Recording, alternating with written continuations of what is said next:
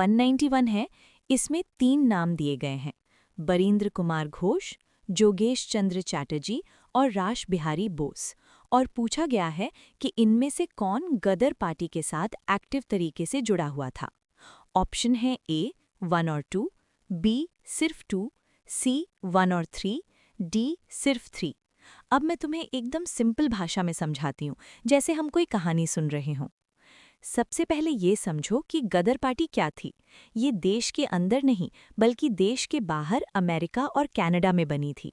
वहाँ जो भारतीय रहते थे, उन्होंने सोचा कि हम बाहर से हथियार और पैसा भेजकर भारत में अंग्रेज़ों के खिलाफ क्रांति यानी रेवोल्यूशन करेंगे। अब इन तीनों लोगों को चेक करते हैं। 1. बरींद्र कुमार घोष।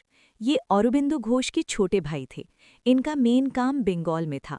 ये वहाँ अनुशीलन समिति नाम के ग्रुप के लीडर थे और वहाँ बम बनाने का काम करते थे। अलीपुर बॉम्ब केस इन्हीं पर हुआ था। ये कभी गदर पार्टी के लिए अमेरिका नहीं गए और ना ही उनसे डायरेक्ट जुड़े थे, तो ये ऑप्शन गलत है। 2.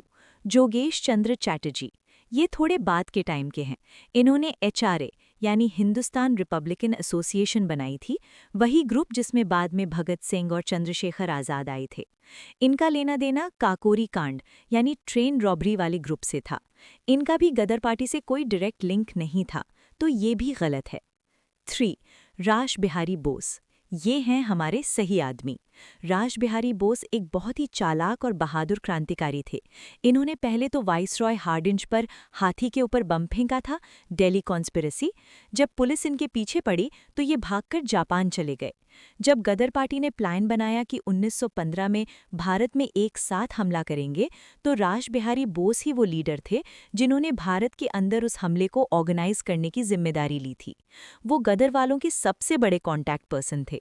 बाद में इन्होंने ही आईएनए यानी आज़ाद हिंद फौज की नींव रखी थी, जिसे बाद में सुभाष चंद्र बोस ने संभाला था। इसलिए इसका सही जवाब है ऑप्शन डी, सिर्फ 3।